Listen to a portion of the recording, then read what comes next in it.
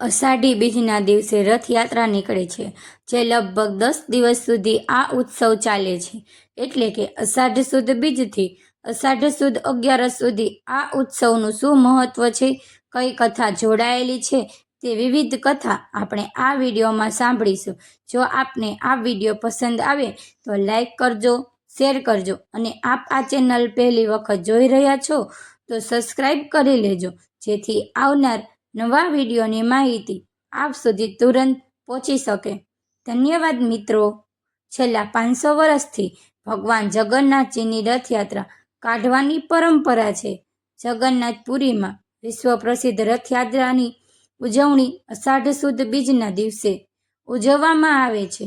ભગવાન જગન્નાથજીની રથયાત્રાની શરૂઆત ભગવાન જગન્નાથજીના રથ સામે સોનાની સાવરણી લગાવીને શરૂ થાય છે. મંત્ર ઉચ્ચારથી સ્ત્રોતો દ્વારા આ રથયાત્રાનો આરંભ થાય છે. ઘણી પરંપરા સાધનોના અવાજમાં રથને જાડા દોરડાથી વિશાળ રથને ખેંચવામાં આવે છે.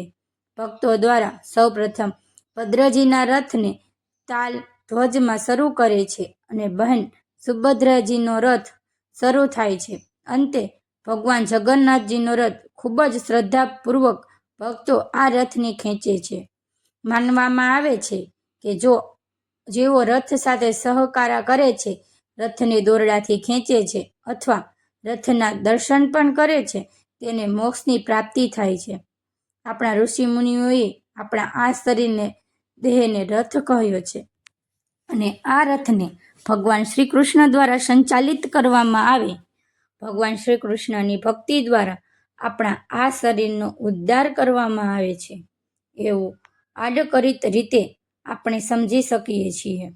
ભગવાનની ભક્તિ દ્વારા મોક્ષની પ્રાપ્તિ થાય છે, એમ પણ સમજી શકાય છે.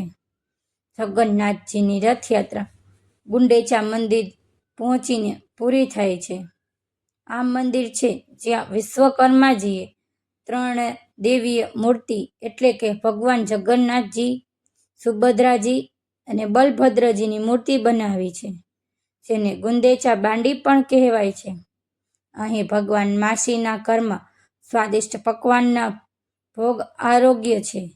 જ્યારે ભગવાન જગન્નાથજી બીમાર પડે છે ત્યારે પથ્થીઓનો ભોગ, આયુર્વેદિક કાઢાનો ભોગ લગાવવામાં આવે છે, જેનાથી જલ્દી પ્રભુ સાજા થઈ જાય છે. રથયાત્રાના ત્રીજા દિવસે લક્ષ્મીજી પણ અહીં આવે છે. આમ વિવિધ કથા પ્રચલિત છે. ભગવાન જગન્નાથજીનું અડધું સ્વરૂપ શા માટે છે? ભગવાન જગન્નાથજી તથા સુભદ્રાજી અને બલભદ્રજી એવું કયું કાર્ય કરે છે, કઈ યાત્રા કરે છે, જેને કારણે વિવિધ કથા પ્રચલિત છે.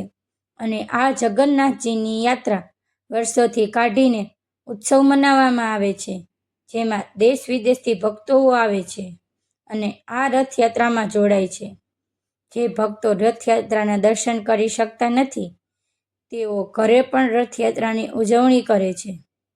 10મી સદીમાં ગુજરાતના મૂળ રાજના સમકાલીન ગણાતા કચ્છ પ્રદેશના પ્રજાવત્સલ અને સૌંદર્ય ઉપાસક રાજવી લાખા ફુલાણીએ આ અષાઢી બીજથી કચ્છી નવા વર્ષની શુભ શરૂઆત કરેલી. ત્યારથી કચ્છી માંડુએ આ દિવસને નૂતન વર્ષ તરીકે ઉજવે છે. એ વિવિધ પવિત્ર કથાઓ છે જે આ પ્રમાણે છે.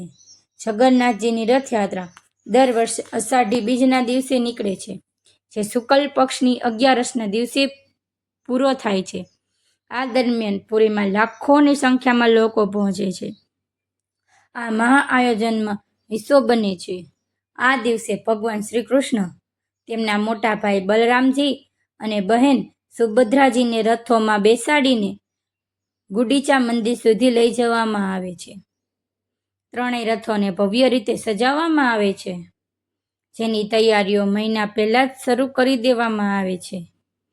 રથયાત્રા સાથે ઘણી બધી કથાઓ જોડાયેલી છે, જેને કારણે આ મહોત્સવનું આયોજન થાય છે, તે પણ આપણે જાણીએ. અમુક લોકોનું માનવું છે કે શ્રી કૃષ્ણના બહેન સુભદ્રાજી પિયર આવે છે અને તેમના ભાઈઓ સમક્ષ નગર ભ્રમણ કરવાની ઈચ્છા વ્યક્ત કરે છે. ત્યારે ભગવાન શ્રી કૃષ્ણ પોતાના મોટા ભાઈ બલરામ સાથે બહેન સુભદ્રાજી સાથે રથમાં બેસીને નગરચર્યા નીકળે છે. ત્યારબાદ જ રથયાત્રાનો પર્વ શરૂ થયો. તેના સિવાય એવું પણ કહેવાય છે કે ગુડીચા મંદિરમાં સ્થિત દેવી ભગવાન શ્રી કૃષ્ણના માસી છે, જે ત્રણેય ભાઈ બહેનને પોતાના ઘરે આવવાનું આમંત્રણ આપે છે. એટલે કે ભગવાન શ્રી કૃષ્ણ ભાઈ બલરામ અને બહેન સુભદ્રાજી સાથે માસીના ઘરે 10 દિવસ રહેવા જાય છે. અને ઘણી જગ્યાએ એવી પણ કથા છે કે શ્રી કૃષ્ણના મામા કંસ તેને મથુરા બોલાવે છે. તેના માટે કંસ ગોકુળમાં સારથી સાથે રથ મોકલાવે છે. અક્રૂરજી દ્વારા ભગવાન શ્રી કૃષ્ણને લેવા તેડવા માટે બોલાવવામાં આવે છે. ભગવાન તેમના ભાઈ બહેન સાથે રથમાં બેસીને મથુરા જાય છે. એટલે ત્યારબાદ જ રથયાત્રાની શરૂઆત થઈ છે. અમુક લોકો એવું પણ માને છે કે આ દિવસે ભગવાન શ્રી કૃષ્ણ કંસનો વધ કરીને ભાઈ બહેન સાથે મથુરામાં પ્રજાને દર્શન આપવા નીકળે છે. માટે રથયાત્રાનો પ્રારંભ ત્યાંથી થયો છે. હવે આમાં શ્રી કૃષ્ણના પત્ની રૂક્ષ્મણીજી કે રાધાજીનો ક્યાંય ઉલ્લેખ થતો નથી. તેનું શું કારણ છે? પૌરાણિક કથા અનુસાર ભગવાન શ્રી કૃષ્ણ પોતાના મહેલમાં સૂતા હતા. ત્યારે અચાનક જ ભગવાન શ્રી કૃષ્ણએ રાધાનું નામ ઉચ્ચારણ કર્યું. રૂક્ષ્મણીજી પણ ત્યાં જ કક્ષમાં જ હતા. ત્યારે રૂક્ષ્મણીજીએ રાધાજીનું નામ સાંભળીને ઘણું આશ્ચર્ય થયું. ત્યારે ભગવાન શ્રી કૃષ્ણની બધી રાણીઓએ માતા રોહિણીજી પાસે જઈને ફરિયાદ કરી કે હે માતા, અમે પ્રભુની આટલી સેવા કરીએ છીએ, છતાં પ્રભુ તે રાધાજીને શા માટે યાદ કરે છે?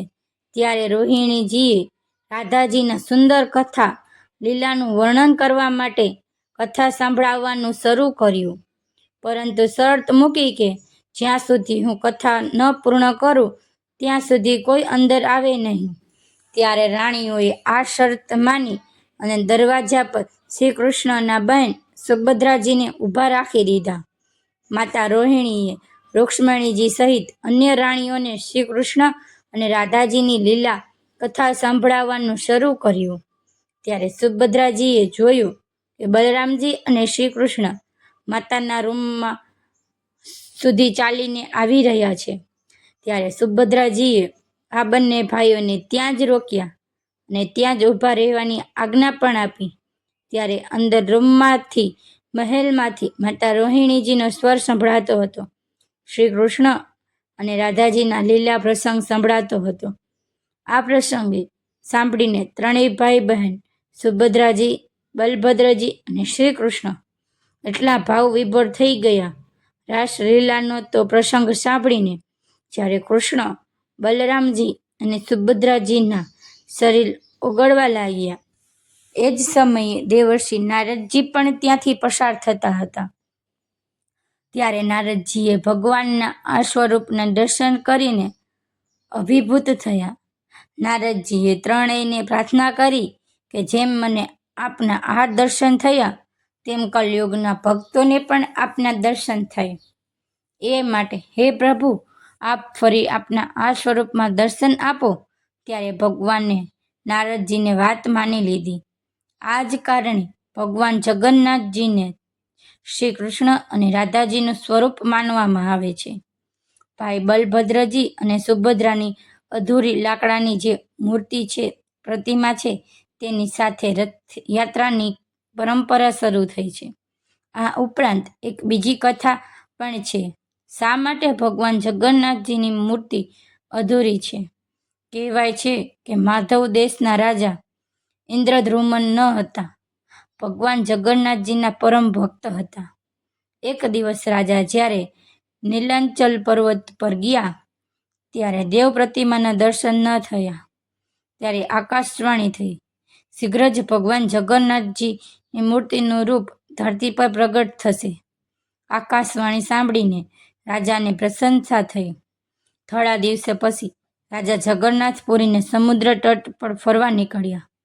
ત્યારે લાકડીના બે વિશાળ ટુકડા તરતા તરતા કિનારા પર આવ્યા. રાજાએ તે લાકડીને બહાર કાઢવાની વિચાર્યું કે આ લાકડીમાંથી ભગવાનની મૂર્તિ બનાવવામાં આવે. ભગવાનની આજ્ઞા સમજીને દેવતાઓ પણ એ શિલ્પી વિશ્વકર્માને રાજા પાસે મોકલ્યા. ત્યારે આ લાકડામાંથી ભગવાનની મૂર્તિ બનાવવા માટે રાજાએ આગ્રહ કર્યો. રાજાની વાત સાંભળીને વિશ્વકર્માએ પણ હા કીધી, પરંતુ એક શરત રાખી કે જ્યાં સુધી મૂર્તિનું નિર્માણ ન થાય ત્યાં સુધી પોતે એકાંતમાં જ રહેશે. ઓરડામાં કોઈ આવે નહીં, નહીંતર કામને અધૂરું છોડીને, મૂર્તિને અધૂરી છોડીને પોતે ચાલ્યા જશે. રાજાએ શરત માની વિશ્વકર્માએ ગોડીચા નામક સ્થાન પર મૂર્તિ બનાવવાનું આરંભ કર્યું. ભગવાનની મૂર્તિ બનાવતા બનાવતા જ્યારે વિશ્વકર્માને ઘણો સમય લાગ્યો, ત્યારે ઉત્સુકતાવશ રાજા ઇન્દ્રધૂમને વિશ્વકર્માને મળવાનું વિચાર્યું અને રાજાએ ઓરડો ખોલ્યો. જ્યારે વિશ્વકર્માએ જોયું કે રાજા શરતને ભૂલ્યા છે, ત્યારે તુરંત જ વિશ્વકર્મા ત્યાંથી અંતર્ધ્યાન થઈ ગયા. ભગવાન જગન્નાથ, બલભદ્રજી અને સુભદ્રાજીની મૂર્તિ એટલા માટે જ અધૂરી રહી ગઈ. આ જોઈને રાજાને ઘણું દુઃખ થયું, પરંતુ ત્યારે જ આકાશવાણી થઈ, ભગવાન આ જ રૂપમાં સ્થાપિત થશે.